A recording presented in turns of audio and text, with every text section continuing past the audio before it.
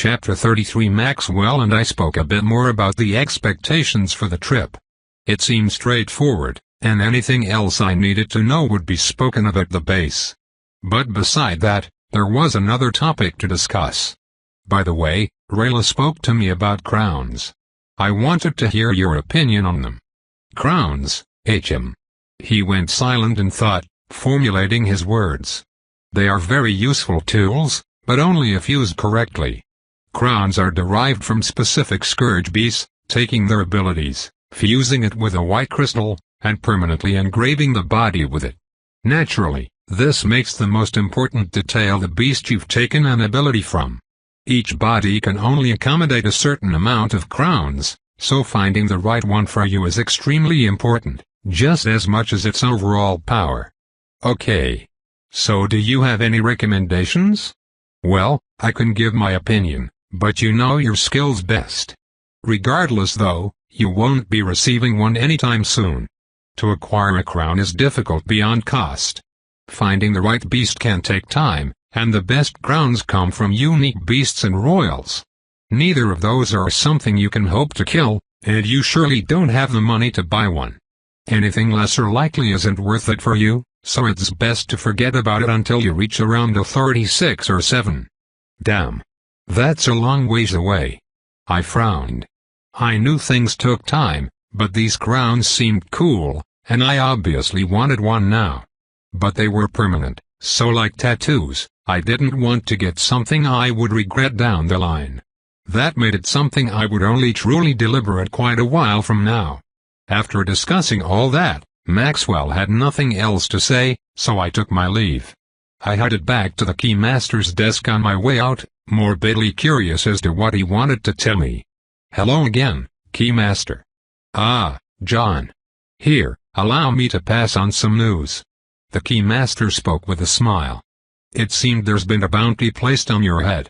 That actually happened? My eyes widened. I had just been worried about something like that, but I didn't think it was actually possible. But after lifting his arm, I saw the Keymaster expose an aerial. This was the first time I'd seen accessories on his person. He tapped it a few times, revealing a screen that hovered above his arm. On it was a list, and he found my name before tapping it. He turned the screen, allowing me to read. Bounty for John Cooper, known as the American. 22 years old, 6 foot 4 inches in height, is a fourth-year student at the Magisterium and worker for Divine Distribution. Estimated power is Authority 5, a cold summoner with projectile weapons. Bounty is set to 40,000 coin. I was silent for a while, seeing the profile that had a decent grasp on who I was. It was rather scary, but I couldn't help but notice something. I frowned. That's it? 40,000? It's a decent bounty. Not enough to move the high-class hunters, but enough to cause you trouble. It seems it was just recently put up. Right. This time, I went silent for a different reason, remembering what I had been thinking about when I was previously speaking with the Keymaster. Who the hell was this guy? And what the hell was that program he was using? I didn't know about any sort of programs for the aerial devices beyond calling and texting. Sure, you could send images and the like, but there wasn't much functionality besides that. It surely wasn't anything like phones from Earth. But this seemed to be some kind of program or service not unlike the internet. If that was the case, and there really was some kind of magic internet here, then I really wanted to know how to use it. And I really wanted to know what that program was that would allow me to see my bounty. The Keymaster closed the program. I recommend you be careful, John.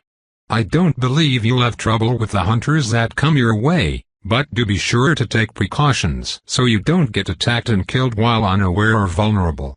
Thankfully you will be leaving tomorrow morning, so the interest in the bounty will subside and turn to low levels by the time you come back. Right. That's a very fortunate coincidence. Yes. Stay within the Magisterium though. It is your safest option besides within this hotel. I don't recommend leaving for anywhere within the city, and if you must do so, right now is the best time. Okay. Thanks, Keymaster. I'll take off now then. Of course, John. Safe travels. With that, I said goodbye. Unfortunately, I couldn't quite go back to the magisterium. I had a small bit of shopping to do. I needed a few more sets of clothes, something I seemed to lack. In fact, I had planned some time with Rayla to do so. I planned to go see her after Maxwell and finish off my night with her. And my plans didn't change, but now I was anxious with an actual target on my head. Not long later, within a tailor shop of the Founders Market specializing in defensive and enchanted clothing, I found Rayla. This place was one we had come to before. "John, you look tired. Those scenarios really kicked your ass, huh?" "Yay. Though, I guess there's something I should tell you." Briefly, I told Rayla about the new bounty. And with a single sentence, she seemed shocked in several ways. "You said the Keymaster told you about it?" "Yay. Weird. But either way, this isn't good. That bounty system is known as the Black Spider Registry. They call it a web, and it's a place that can only be accessed by aerials with special functions attached. I don't know much more than that since even I don't have access to it, but I do know that it's a place for assassins known as hunters. Anybody within it can place a bounty on someone's head, so long as they have the money. People can even bid to increase the prize, and the killer gets the big payout. That doesn't sound good. There's a lot of people who want me dead. Yes, there are. Unfortunately, it comes with the job. Do you have a bounty? Me? Please. She chuckled. I'm not that amazing.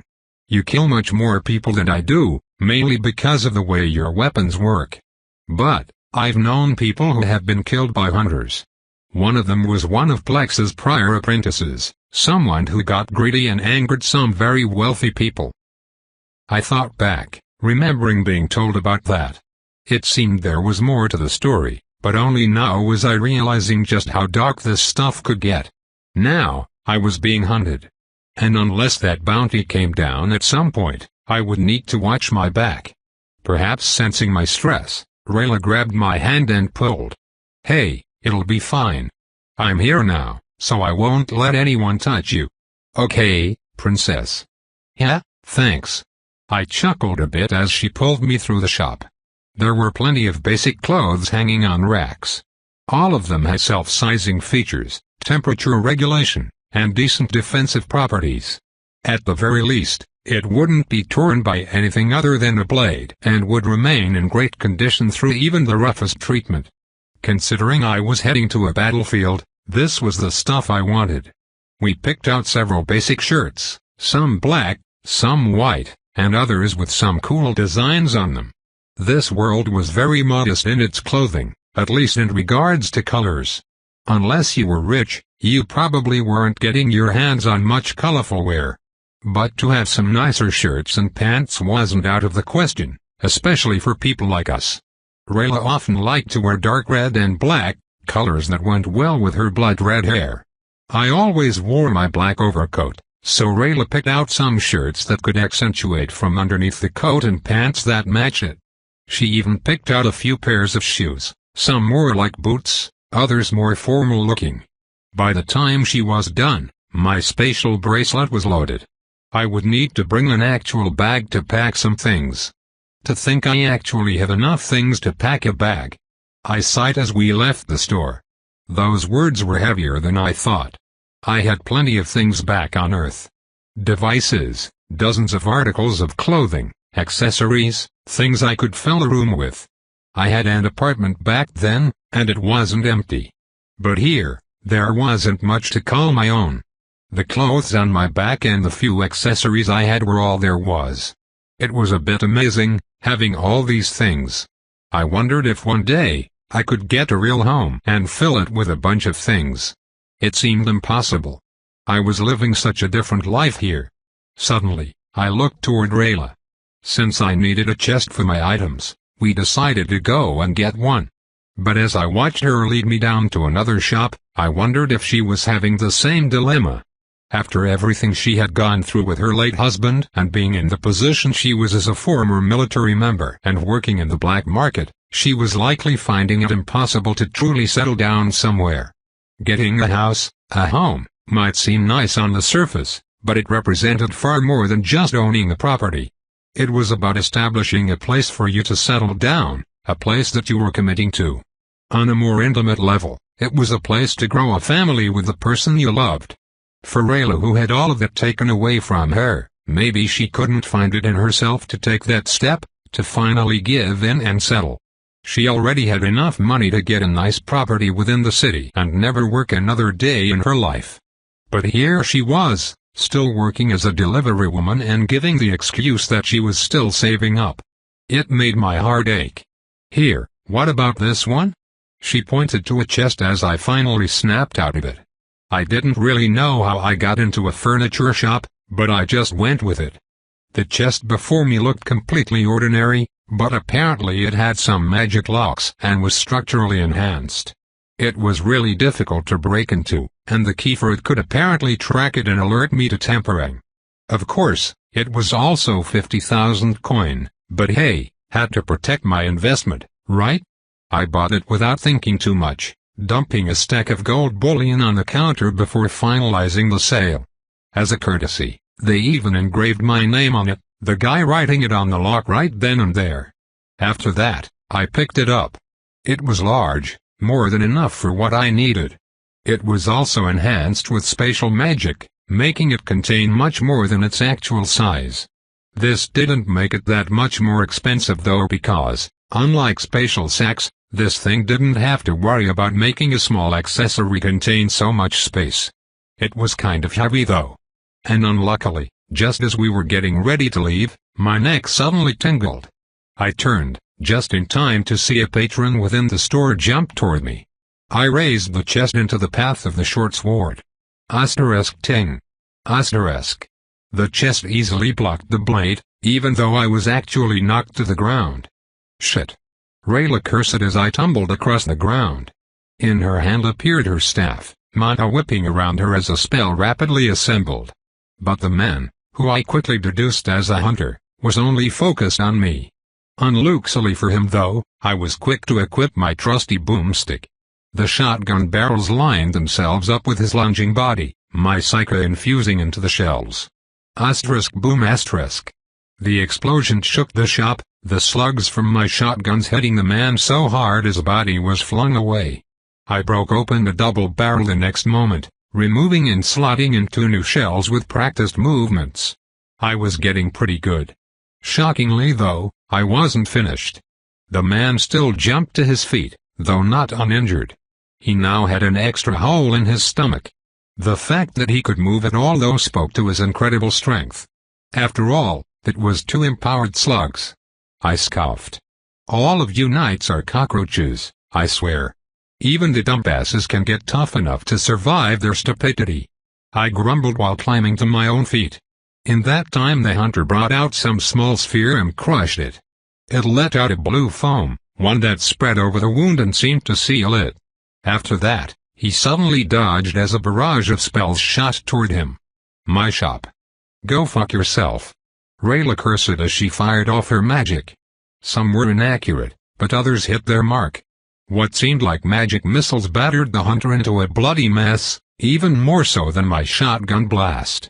He was pushed toward me, and with a dodge, used Rayla's spell to take another lunge. But I was ready, my shotgun drawn and my finger squeezing. *boom**.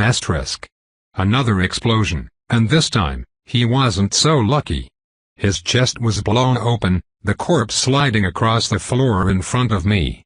Right after that, Rayla placed 5 gold bullion on the shop counter before grabbing my arm and running out. That was a hunter. We need to get out of here. Not without my chest.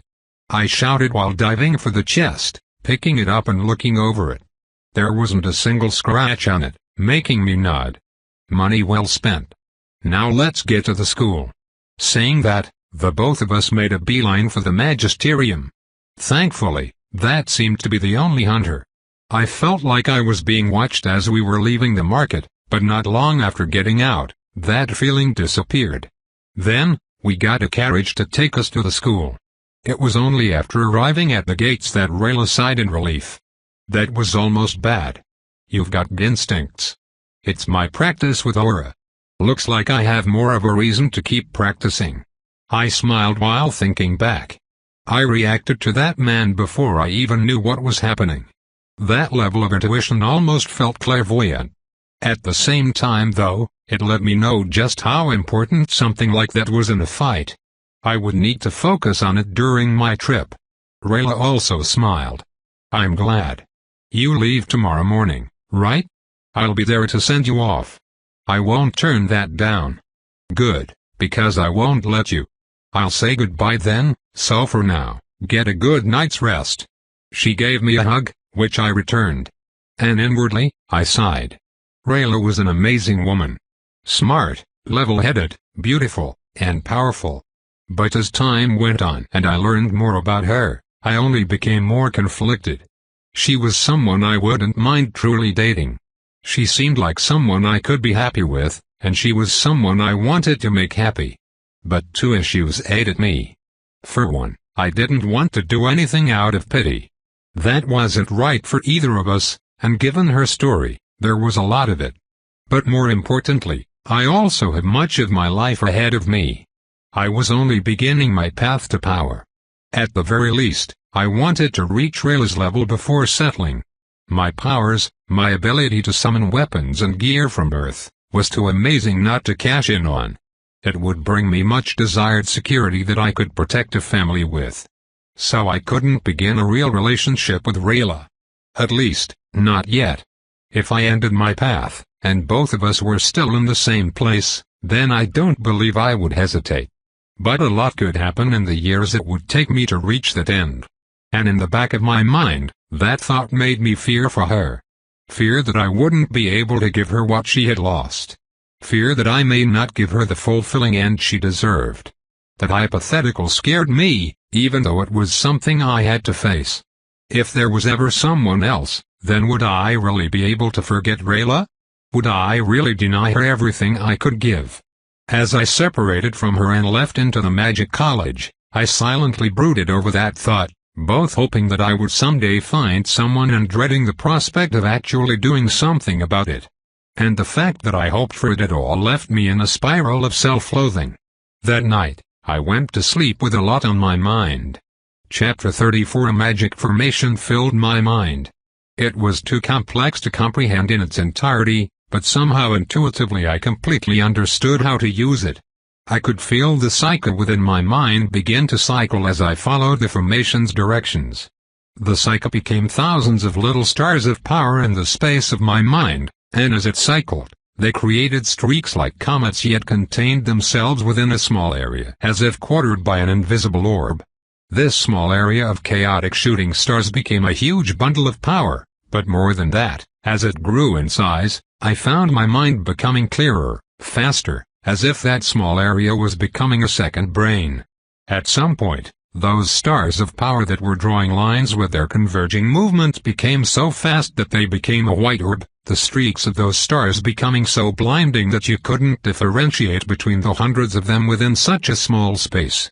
Compared to the rest of the space within my mind, however, the white orb was still small. It was like a marble compared to the size of a brain. But despite that, the power it contained made me feel as though it were trying to match my brain in sheer power, yet falling short because of my own inability. That small white orb of fleeting psyche enhanced my mental faculties in every way.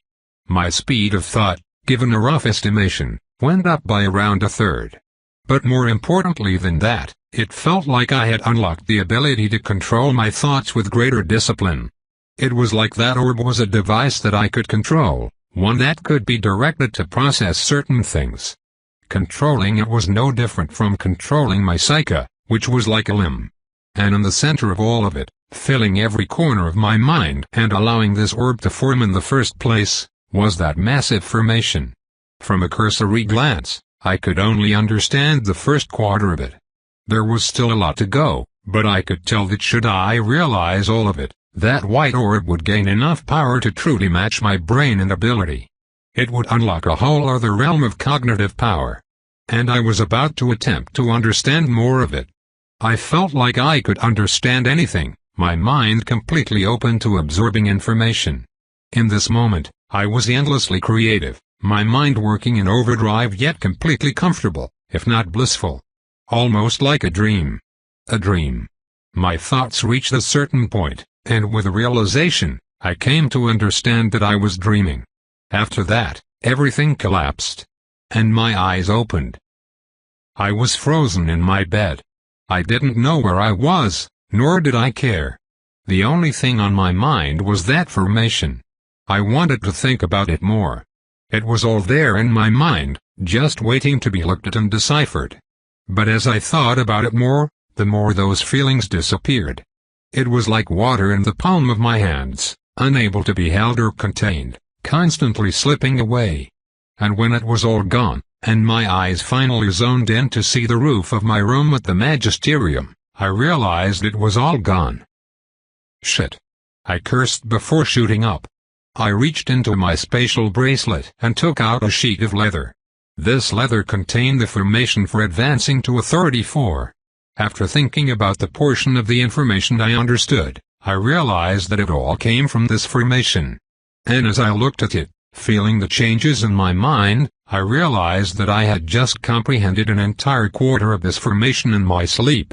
I didn't even remember what the first quarter of the formation looked like.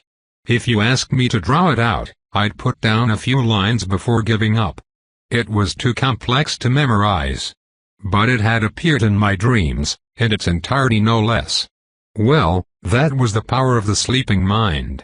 Something about it made you feel like a savant, but as soon as you woke, all that would slip away. I was no stranger to lucid dreaming. Deliberately causing it wasn't an uncommon thing for me. I was pretty sure most people lucid dreamt occasionally. But it seemed that, with the power of Psyche, dreaming could invoke very real changes. It was actually beneficial if used in this way. Unfortunately, it wasn't something I could really control. It was like getting inspired. Things like that just came to you. You couldn't really force it. I suddenly wanted to go back to sleep, anything to go back to that state. But I had already woken, and my mind was feeling euphoric. That white orb of Psyche within my mind was there, acting like a core of energy for my thoughts. I could direct it like electricity. It was a level of control over my thoughts that I wasn't quite sure how to handle. It was like another mind entirely, almost separate from my own. I would imagine this was what growing an extra limb was like. It was a part of you, but separate until you assimilated it. Was this what powerful summoners had at their disposal? If this orb grew to fill my entire mind, how much faster would my thoughts be?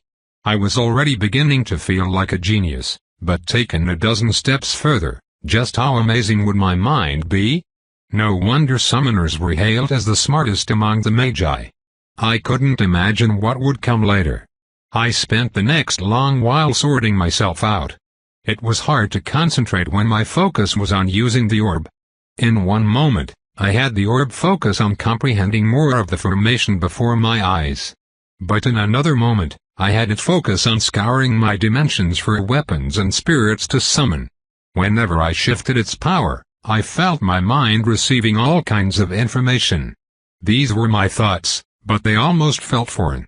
It wasn't uncomfortable, just disorienting because I couldn't turn it off. But after thinking about turning it off, I realized I could direct it in a more general way. Around the orb that was filled with chaotic shooting stars of beaming Psyche was the rest of my mind.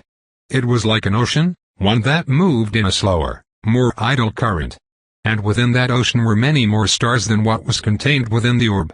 If I directed the power of the orb outward, it seemed to spread its power out toward the entire ocean.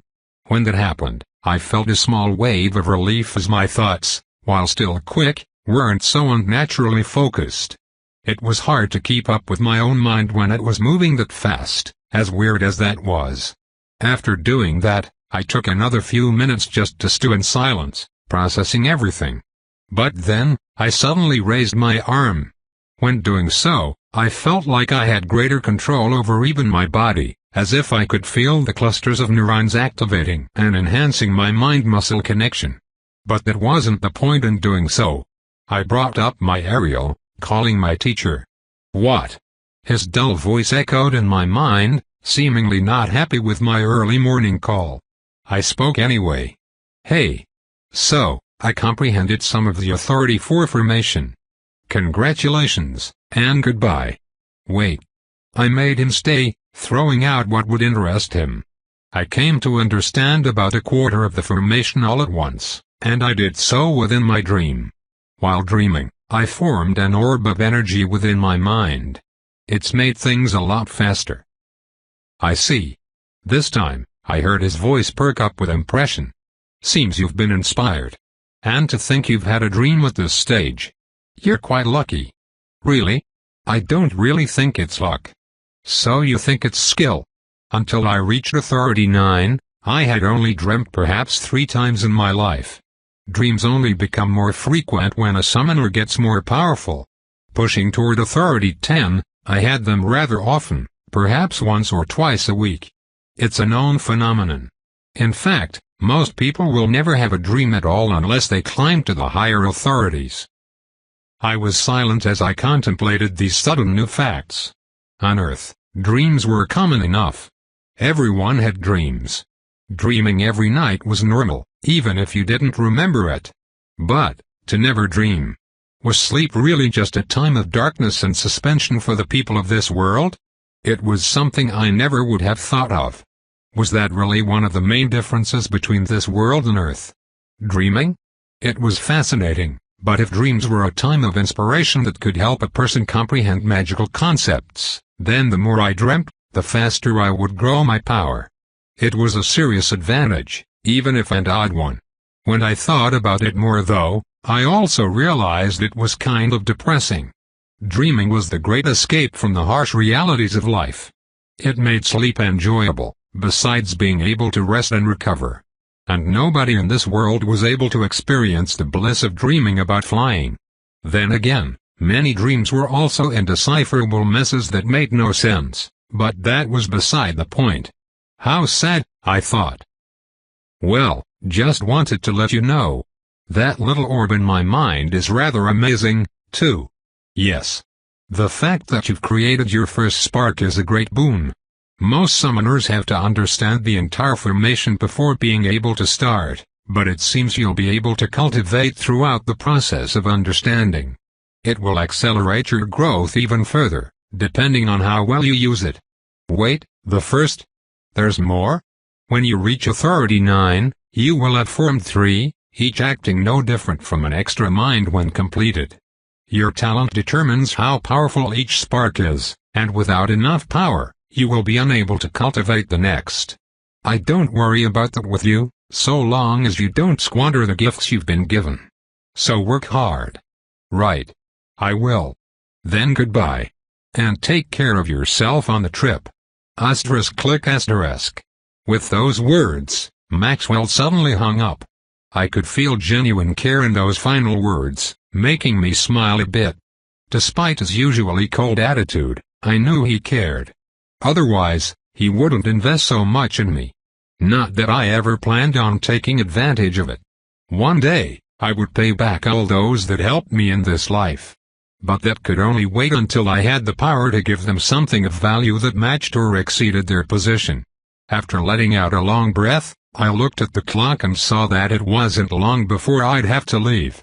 I then turned my head toward the large chest next to my bed. It looked rough but unblemished, designed to blend in despite its rich and powerful construction. I got up and cleaned myself for the day before getting ready to leave. Opening the chest, I saw that it looked completely normal inside. It had a smooth wood finish that wouldn't damage anything within. But there was also a hidden button that looked like one of the many rivets that built the chest. I pressed it, and the inner walls fell down to reveal space that shouldn't be there. According to the shopkeep, this chest could contain 3 times its actual size. In order to utilize the extra space, you just needed to push that button and place the items into the newly exposed area. It was no different from placing an item through an invisible wall, which made it disorienting but cool. Nodding to myself, I pushed the button again and the walls came back up, sealing the subspace and making it look normal. After that, I threw all my items into it. Every piece of clothing I owned went into it, along with some other miscellaneous items I had. Once that was done, I properly dressed myself in my standard attire. Pants, a shirt, my overcoat, and some comfortable shoes. Then, I picked up the chest. It was about time to report for departure. One more useful function of the chest was weight reduction. I could activate that feature at will, making it light enough to easily carry. And when it was time to hand it off, I could deactivate it, making it its normal weight. Anything to reduce suspicions. Like that, I had it out. And I wasn't the only one. All fourth years were leaving for this trip, so the entire dorm was active. I passed by several people, all of them carrying chests similar to mine. We all exited the dorms before making our way out to the entrance of the magisterium. John. Along the way, I bumped into Tana and Umara.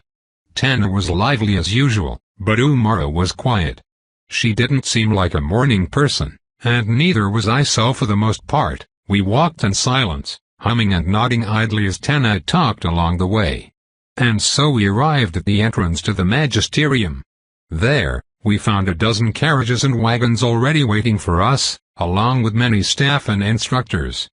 Come grab a name tag and attach it to your luggage. Everything will be loaded into the wagons before being taken to the rails for stowage. We were all guided through a process of logging our names and loading our chests onto the wagons. I attached a tag to my own chest with my name on it before tossing the chest into a wagon with a dozen other chests like my own. After that, we were assigned carriages that would take us to the terminal for the rails. Before that though, I looked around. As the minutes passed, more people began to gather. They were all the younger year students, and I suppose their powerful seniors had caught their eyes. It was no secret that the elites and fourth-year students were all famous in the magisterium. I hadn't really noticed because I was new, receiving little to none of that fame. But everyone else around me was more than well known. There was a leaderboard in the magisterium, and those on the leaderboard were known as elites. They were a group of people which had no defining limits. There could be hundreds or only 10. And each of the elites had earned their position through killing scourge beasts. And beside their name was a point counter. The elites earned points based on the number and strength of the beasts they killed. The top elites had a few thousand points. Unfortunately, I didn't know how points were assigned. That would be something I learned when I got to the base on this trip. But regardless, the people who I had been doing scenarios with under the puppet master were all elites at minimum. I was a major exception in their group, as only elites were actually allowed to receive his services. And not all fourth-year students were elites. In fact, last I checked, there were currently only 28 elites. For reference, there were around 140 fourth-year students. I had met most of these elites, at least those who did the scenarios. I heard that some of the elites did training outside the magisterium and never showed, so I had yet to meet all of them personally. But people like Tana, Umara, and Hoibert were all elites who I had gotten to know over a few weeks. Outside of classes, they were people I would occasionally stick with, like currently. And we attracted a lot of attention. Hoibert wasn't here, so it was just Tana and Umara by my side as we waited. And I couldn't help but notice and feel a lot of younger students staring. Chapter 35. Tana snickered as she noticed the attention we were getting. Be careful, John. You might become famous if you keep sticking around us like this. Well, I've never been famous before. At least not in a good way. So it might be fun. What's that supposed to mean? Are you famous in a bad way? I guess that's a matter of perspective. I thought about it for a second. My notoriety in the black markets had both good and bad points that kind of balanced each other out. But considering the threat to my life, I figured it was more bad than good if I had to lean one way. I shrugged and looked over at Tana. Hey, what rank are you again? Rank 15. So you're average. Shut up. At least I'm an elite in the first place. Yeah, just wait. How about you, Umara? Rank 8. Hoibert is rank 22. But the ranks don't mean too much, mainly because they rely on kill counts. Someone like Hoibert who specializes in defense and protection shouldn't have his value measured by something like that. Very true. I nodded in understanding. Hoibert was responsible for protecting his team, not killing. So his prowess couldn't be judged by the same standards as an offensive counterpart. But he was still an elite, which spoke to his ability and strength. Now Tenna, on the other hand, was a purely offensive elite. That meant she could, for the most part, be judged wholly by her ability to kill. In which case, she was average among the elites. And Umara seemed to be higher among the hierarchy, which wasn't too surprising considering her great utility. That made me wonder how good the number 1 elite was though. I hoped to see them soon. It took a while to pack and organize the entire 4th-year class, so we got to hang out for a while and wake our bodies up. All the while, even more students came crowding over, all watching their seniors get ready to depart. There had to be at least a few hundred students all gathering around the gates. Asterisk beep beep asterisk. Suddenly though, I heard a beeping sound in my mind. It was a sound I had never heard before, so I was curious and tapped my aerial. And I picked up a call. The name on it said Son. Hello. John. This is Son from Son Industries. I'm on my way, so I need you to stay put. Okay? Asterisk click asterisk. The call hung up, making me curious as to what this very famous man wanted to do with me. Then again, I still used his experimental aerial, so perhaps it had something to do with that. And about a minute later, a large carriage rolled up to our group. It attracted plenty of eyes because it truly was very large, at least twice as big as the carriages we were taking. The door opened, revealing Son, who I had met several months ago at that auction. He found me and waved. John.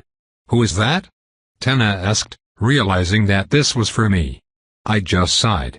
Son, apparently. Hang on. I'll be right back. Hopefully. I left and walked over to the carriage, barring and shutting the door behind me. And inside, I was baffled by the sight. Son sat behind a large table, on which were several devices that looked like both magical and scientific instruments which filled the entire carriage. No wonder it was so big. It was a mobile lab. He waved me over. Good to see you again, but I don't want to spend much time out here. Come, I need to add and activate some of the aerial's features for you. Just place your arm here. He pointed to a device, a cradle for the aerial. Taking a deep breath, I just sat down and did what he said. He explained as my arm was locked in, and a few devices went to work opening the aerial and tampering with it. I don't know if you've heard, but there's something we call the web. It's a service exclusively for the newer generational aerials since only they can tap into it. It's basically this invisible information network between all kinds of people. Right now, only the kingdom and some other powerful individuals can open nodes which give access to different services. Anyway, I'm opening your aerial up to this web. I want you to access it as much as you can, for data collection. And I want you to do so while you're at Calatrope Base. I've set up nodes for the kingdom at every major military installation for easy information transfer. It's revolutionary, but it still needs refining. And your aerial is designed to act as a mobile node in order to test out certain functions. Son ranted for several minutes while working on the aerial. And as he spoke and described everything, I started to gain even more respect for the man. He was creating the internet. And phones. And he was doing it all with magic. It seemed to me that, with magic as the hardware, all Son needed to do was figure out the software. Compared to developing physical computers and the like, this was far easier. But regardless, this man was bringing an informational revolution to this world. I couldn't help but let out a sigh of admiration. At the same time, it was rather surreal to be in the presence of someone with such genius and stature. I mean, if I equated him to someone from Earth, he was the head of a billion-dollar company that was changing the world. To even meet someone like that was an honor. It's good that you're leaving like this. I can collect more data. Also, be sure to test out the local communication function when you leave the range of the communication nodes, like while on missions. Alright. Asterisk click asterisk. With that, my aerial was reassembled and set back into place on my arm. Now, it was a tad bit bulkier with new devices on it, looking a bit more futuristic. Then, I suddenly spoke up, calling on the knowledge from my home world. "Hey son, I have an idea." "Yes? What is it?" he asked while tampering with some more things on his desk, not even lifting his head. I spoke anyway. "Well, let me ask first. How do I access nodes using the aerial?" "You need their specific web address, which is basically their name, and you enter it into the web program that's newly installed. That lets you connect directly to their node and receive the information on it." "I see. Well, what if you created something like domains? These domains would basically compile the addresses of every node under it, allowing you to access them like names on a book. They can be divided according to their geographical area, like by city. And people can search these domains for the addresses of the node services, getting descriptive results instead of needing to know the exact address." Son went silent, stopping whatever he was doing to listen. I continued. "And there can be multiple levels of domains. There can be one domain for a city's nodes, and one domain for all the city-level domains. This would allow you to access every node regardless of location, as well as divide the traffic across different levels for more efficiency. Of course, you'd have to make a repository of every web address, assigning them rules for data transfer across these nodes. We have something like that." Son suddenly spoke, cutting me off. "We have these repositories for the web addresses, as well as a small system of what you've described as domains. It's in its infancy, but we're working on it before deploying it. We intend to make every web address accessible in some way in the future, using a tool for searching that can aim the user toward a specific node that will give them the data they want via descriptions. For now, however, we are stuck with simpler systems. There are very few nodes, most of them being used for the kingdom's operations such as military communication and magical study. The Magisterium has one of its own for their alchemical and other research programs. But that isn't enough to implement the systems we want or collect data to test them. On top of that, we have issues with data storage within these singular nodes, something we need to optimize and scale." "Oh." I nodded, realizing they were further along in the game than I thought. I remembered some details about how the internet worked on Earth. I didn't know many specifics, but enough to know how data moved from one place to another. There were many hierarchies and rules that a computer had to follow set by the internet protocol, so I thought that I could give Son an idea about it. But it seemed he didn't need it. "I guess you just need to make nodes larger and more accessible then." "Yes. More nodes, more aerials, more data, and more functions. And that's exactly what your aerial is helping us work toward. If everything goes according to plan, the technology behind your experimental aerial will become the basis for the mass production and accessibility of nodes." "Right. It's impressive work." "No, what's impressive is that you were able to come up with ideas about something you hardly know anything about. What you've described is something the people at Sun Industries have only conceived of after about 3 years of optimization and brainstorming. You're a smart kid. Perhaps when you're done with your career in the military, you can come work under me at my company. Summoners are always welcome researchers." "Perhaps. Thank you, Son." "Sure. Now don't be late for your trip." With a goodbye, I left the carriage, stepping back out into the light. I couldn't help a smile as I arrived back at ThatTimeAnAmerican's side, thinking about how valuable Son's offer was. "What was that?" Tana asked, causing me to shrug. Not much. Just saying hi to an acquaintance." "So you're acquainted with Son of Sun Industries, the creator of the aerial?" "Well." I was quiet under Tana's scrutinizing eyes, scratching my cheek. Umara muttered in thought. "I don't recall there being a noble household going by the name Cooper." "I'm not a noble." "Then how did you get associated with Son?" "That man actually came to you personally as well." "It's not what you think." "Enlighten me." Umara got in my face as well. Both were morbidly curious about my relationship with Son, which was understandable. But I didn't really want to tell them. I should have kept my mouth shut earlier. I made something up. I just delivered some stuff for him once. "Right, you're a delivery man." And apparently you move cargo for one of the richest men in the world. It's not like that. We just crossed paths one time and I happened to get the job. Where could you possibly cross paths with a man like that? I went silent, realizing I was only digging myself a deeper hole. Seriously, Umara really liked to dig for dirt. I plead the fifth. What? What does that mean? It means I refuse to talk. Come on, you can tell me. I'm good at keeping secrets. And digging for them. Please, get off my ass. I put my hand on Umara's face, pushing her away. She took a step back with a small laugh. At the same time, we all heard a shout. All fourth-year students, please board your assigned transports. We depart for the central terminal in 10 minutes. That's us. Tana let out a breath. With that call, the three of us boarded the carriage we were hanging by. We weren't the only ones. Hoibert didn't seem to be a part of our group, but there were a few others.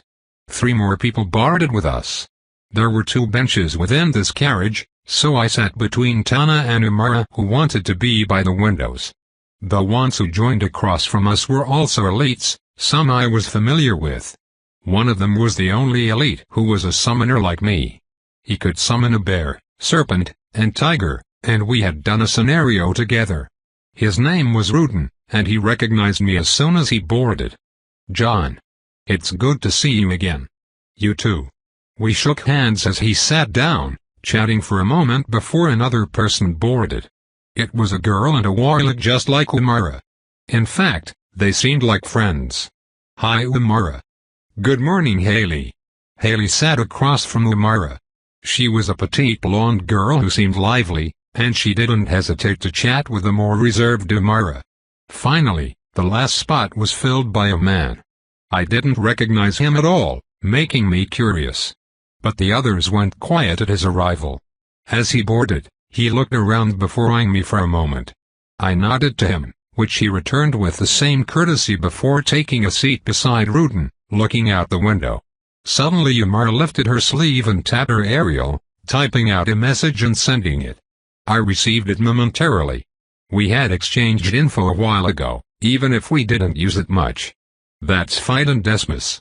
He's a noble child of the Desmus Marquis household. He's a knight, rank 2 in the elites.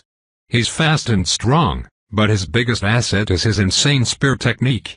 He's an authority 5 and has reached the enhancement stage where he can imbue weapons with his vigor beyond his body. He could kill you with no more than 2 fingers. Umara's explanation caused me to realize that this man was a big deal. Not only was he nobility, but he was seriously strong. The enhancement stage of a knight was one of the levels that a knight could advance to, and it required skill to achieve, not authorities. Below the enhancement stage was the novice stage, and there, a knight could only utilize vigor within their bodies, doing nothing extraneous with it. Enhancement was the first stage where a knight could bring vigor beyond their skin and into another object. And beyond enhancement was the master stage where a knight could release vigor from even their weapons, creating attacks that could strike from a distance with devastation. And going even further beyond was the king stage, where vigor went beyond merely being a destructive energy and gained unique properties. But because so few people ever reached this stage throughout history and, by extension, never studied it, not much was known about it. At least, that's what was taught publicly. It seemed Phaidon truly was talented if he had reached the enhancement stage so early.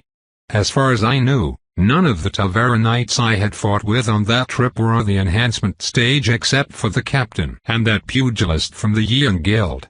His vigor was the reason I had a scar on the side of my head. For a while, nobody spoke in the carriage. Everyone seemed pressured by Phaidon for some reason. He just stared out the window, almost like he was used to this kind of treatment. After looking at him for a while, I suddenly spoke. Phaidon, right? Amazing work, being second among the elites. Thanks. After turning from the window and facing me for a second, he nodded with a smile. I've also come to hear about you. John, correct? It's a pleasure. Likewise. We shook hands, and I smiled now that the ice was broken. He seemed nice enough. Then, I asked about something on my mind. I've never seen you at the training grounds run by the Puppet Master. Do you train elsewhere? Yes. I train under a mentor from my family. Lately I've been focused on advancing my use of vigor instead of combating scourge beasts. Understandable. Sheer power determines who you can even begin to fight. If you can't so much as damage their body, tactics and strategies are useless. Indeed. I can understand why, but many instructors at the Magisterium believe more in teaching students combat tactics. It simply doesn't suit me right now, and besides, I've had enough practice against beasts over the years. Phaidon described some of his experiences. It seems that he was already well known for having a high kill count against scourge beasts from all the hunting trips he had gone on. And at some point, learning to fight beasts simply wasn't as valuable as increasing his power and skill with the spear. And I understood his reasons. I myself had issues with the power behind my guns and bullets. At a certain level, they were useless against knights due to their tough bodies. So it didn't matter how amazing my strategies against an enemy were, if I couldn't pierce their bodies with my bullets, then I couldn't kill them no matter how hard I tried. If not for the fact that I had no experience fighting scourge beasts, I would also have been purely focused on advancing my authority. But because I was inexperienced, I spent all my time at the training grounds. Still, I intended to switch gears soon. After this trip, I should have enough experience along with the Puppet Master's training. So nothing would be more important than simply advancing my authorities and searching for more spirits to commune with. Chapter 36. As I contemplated the near future, Phaidon suddenly asked me a question, continuing our conversation. How about you, John? I hear you're a cold summoner. You made quite the disturbance when you entered. I heard all about you and how you directly entered the 4th year class. Yay! Because of my age and how I was already Authority 3, I was placed into it. That, along with my summons. Their pure lethality makes them capable of killing above their level. Ah, that's impressive. So this is your first trip, correct? It's a big jump going straight to working with the military. Do you feel prepared? Well, if it's anything like the Puppet Master's scenarios, then I should at least be able to keep myself alive. I shrugged. It wasn't like I had to adapt a spear or sword technique to the behaviors of beasts. My guns were simple. Point and shoot. The only things I had to worry about were my positioning in relation to the enemy and how the sounds from my guns attracted attention. Phaidon nodded. Yes, the Puppet Master is very good at preparing people for the scourge. If you can survive those scenarios, then you should be able to handle yourself on this trip. Good to know. And hopefully, I'll be placed into teams I'm familiar with. I've only worked with the elites, so if I'm thrown into a group with normal 4th years, then I'm not sure how things will go. I wouldn't worry about that too much. The Puppet Master will be overseeing the placement and management of the elites. You'll be placed into a group that he's given you before and with people that work well with you. They can't have us dying, after all, so there's no way he'll put you with completely new people. Oh. Well, thank goodness. I smiled, one of my concerns being taken care of. After that, Phaidon and I continued to chat for the remainder of the ride. Since we were heading to the outskirts of the city where the central terminal was, it didn't take too long. And once we arrived, we got off the carriages before entering the terminal. We were all herded toward one area where a rail was being prepared and our luggage loaded. There was time to hang out. Most people just began talking, but I had my attention directed elsewhere. Looking around, it wasn't long before I spotted Rayla in the crowds. Our huge group was obvious, so she didn't have an issue finding me. Leaving the others, I walked over to her who had a beaming smile. Hey, Rayla. We hugged, and for a moment, I couldn't help but think that we no doubt looked like a couple. She asked once we separated. Everything packed? Yup. Most of what I own is in that chest. Good. How does your body feel? Have you recovered? For the most part. Still a bit sore. Light a cigar then. That rail ride is your last chance to really rest. You'll be busy for the next month. Right. You just need to worry about yourself. I know Maxwell probably gave you things to do, but don't let all that keep you from taking care of yourself. I'll be fine. I spoke reassuringly. Like with the Tavera trip, she was worrying again. And I could only speak to console her. And she let out a sigh. I know. But you know I can't help but worry. The scourge is dangerous. It's not like fighting people, and you haven't had much practice. I've been training against those puppets without rest, so I'm not completely unprepared. Besides, I'm good at staying alive, or I wouldn't have survived the trenches for as long as I did. Yay, you are good at what you do. But that only scares me more. She suddenly hugged me again. I could only respond in kind. Just worry about your life first. Nothing matters more than keeping yourself safe. Promise me that. All right. I promise. Only if you stop worrying so much. No thanks. That's my right as the one sending you off. I smiled as we continued to hug. It lasted quite a while, both of us simply taking in the other's warmth and comfort. All students, prepare to board. Then, there was a shout. It made me lift my head, and from within my arms, Rayla sighed.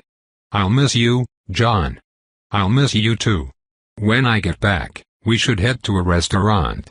I doubt the food at a military base is any good. Yeah, no, it's not like the delicacies of the capital. So I look forward to your return. She smiled at me while we separated. I stared at her for probably a few seconds longer than I should have, taking in the image of her deep red hair, lovely face, and mature body before finally turning away and walking. It was oddly difficult to leave, as if I were leaving her instead of leaving for a trip. I don't know why it felt like that, but it did. But those weird feelings faded when I got back to the group and saw Tana sniggering. Who was that, lover boy? A close friend of mine. Uh-huh. That hug was 10 minutes too long to just be friends. Hey, she worries. Besides, she's pretty. I like hugging pretty girls. Ho-ho, is that right? Yay, so don't come looking for me to hug. Ugh. Rude. Tana stomped, causing Umara to laugh as we boarded the rail.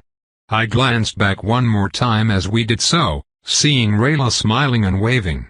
I waved once before disappearing into the train, my smile fading before a sigh escaped my mouth. Afterward, we elites were led to one particular car. The place looked like a living space with rows of couches instead of basic chairs. Having been on one of these before, I simply slumped down into a seat. My hand then dug into my coat, pulling out the golden cigar case. Slipping out one of the cigars, I cut the end with the cutter before sticking it in my mouth and lighting it. The latter device was actually built around a small white crystal, one that heated up and could be placed against the end of the cigar to burn it. It was incredibly easy, but my mind wasn't on that. After lighting it and taking a few puffs, I let out a long plume of smoke which momentarily faded. After putting the case back in my coat, Umara came over with a surprised look. You smoke? It's not a drug type. It helps with physical recovery. Oh. I didn't know they made recovery medicines in the form of cigars. Where is it from? Secret. I directly refused to answer, causing her to pout before taking a seat next to me. The rail should take about half a day to arrive. This base is pretty far then. It's a frontier base, so yay. Right. Is there a bar in this rail? I asked while standing from my seat, the cigar making my body feel a bit better. Umar looked at me weirdly. Maybe. It's been a while since I've been on a rail. Well, I'm going to look. Umar went silent, but she still got up and followed me. I left the car, going to the others before finding a bar. I took a seat and ordered a drink.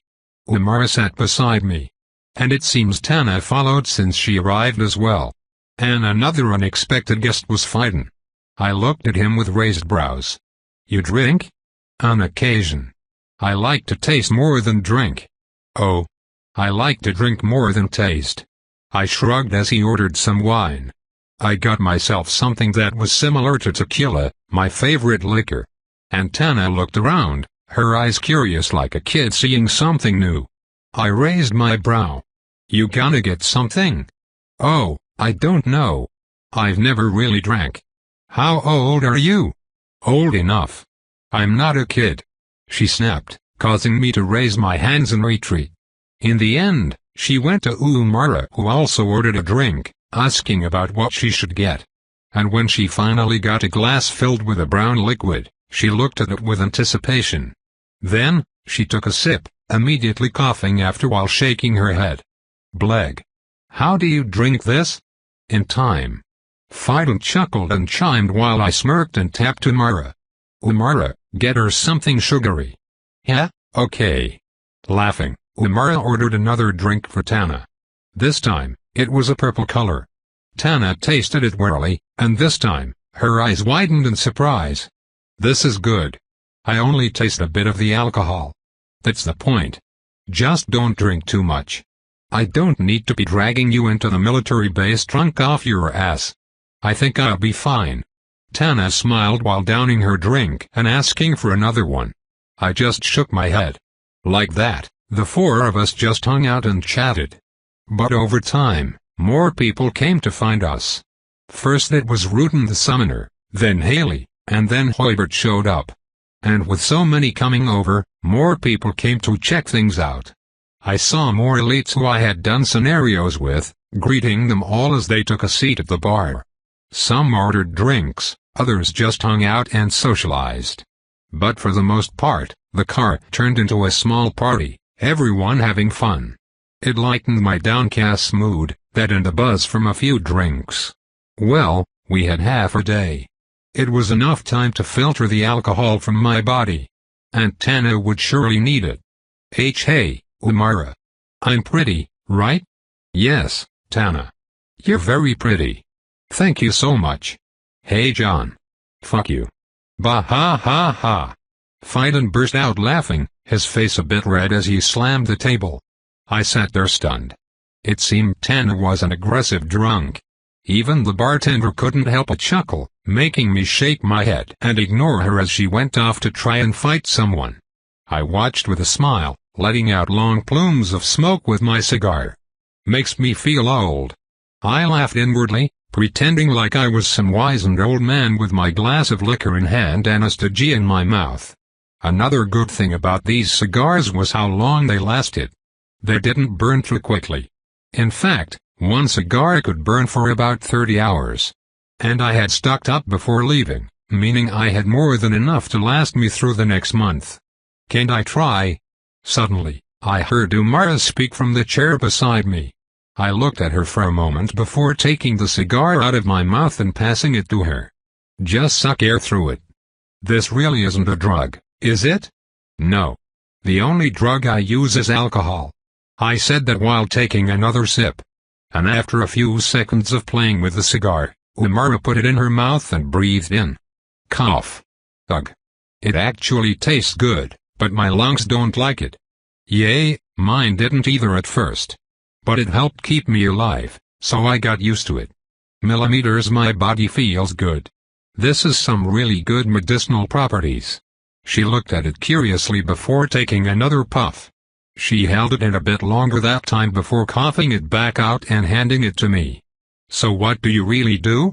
She suddenly asked, causing me to laugh. I told you. I'm a delivery man. I don't know if I trust that. I'm not lying. If you don't believe me, I don't know what to say. I shrugged. I didn't care if she believed me or not. If anything, she was better off not knowing. She glared at me for a few more seconds before gradually turning away. Still, she stuck by my side.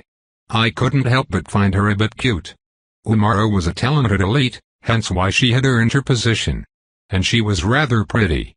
Her face was sharp, and her wit a bit sharper. Her hair was actually dark gray, like ash. And her signature warlock robes were often either black, purple, or a combination of both. Usually she also carried a staff, but right now, it seemed to be stashed away. I couldn't see any obvious spatial accessories on her body, so they were either covered or integrated into her robes discreetly. Making a spatial device that couldn't be easily found wasn't uncommon, at least in the black markets. At the same time, I couldn't help but wonder about her own background. She tried to pry so often into mine, so I got curious. Are you a noble? Yes. Father. Mother. Title. Duchess Hilaria. She resides over the city of Jaffrun. I suddenly went silent, my eyes going wide. And then, I laughed. Bah ha ha. Shit. No wonder I thought that look was familiar. What? You know my mother? Ha. Not personally, but I suppose you could say we're acquainted professionally. I thought back. I had met Duchess Hilaria not long before leaving Jaffrun. And thinking about it, she really resembled Amara. She was sharp, the color of their hair and clothes were the same, and she enjoyed digging into people's business. We hadn't even met before and the Duchess had asked all about me. It was like she couldn't go without knowing everything about someone, or at least enough to satisfy her curiosity. Like mother like daughter. They were almost identical. And Amara grabbed my arm, shaking it. How did you meet my mother? In what context? I was finishing a job and we bumped into each other. Yeah, she snoops around just as much as you do. I swear, you two are twins. What kind of job were you finishing? Was it the trip you were on? Why did it take you to Jaffrun? Not telling. Do you know what kind of business your mother works in? Yes, but she works in several industries. Which one are you talking about? Yeah, nice try. I chuckled, causing her to shake me harder. Tell me. If your mom hasn't told you, then I'm not. She'd kill me if she found out I did that. I won't tell. I can't take the risk. Tell me. No. I dodged Amara's glare, refusing to give up the information. If you wanna know, figure it out yourself. I'll follow you when we get back to the capital. That might actually be dangerous for you. Why? Secret. I hate you. She said that before snatching the cigar out of my mouth, putting it in hers before walking away. I only laughed as I heard her cough more. After that, the rest of the ride passed smoothly as I chatted up some new friends and avoided a drunkard we had to eventually pin down to keep her from drinking more. Tope continued.